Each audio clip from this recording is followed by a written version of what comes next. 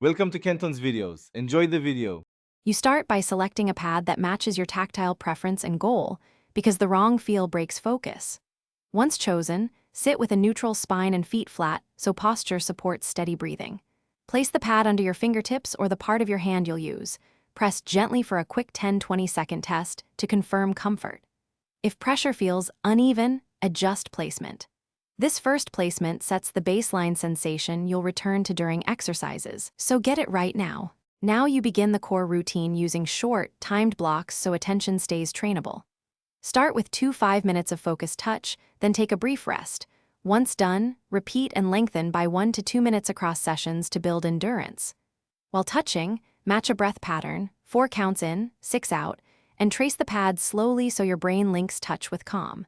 Make quick notes on sensations and distractions after each block. These observations tell you what to tweak next. To finish, close with a 1 to 2 minute grounding touch and a deliberate deep inhale so you shift out of training calmly.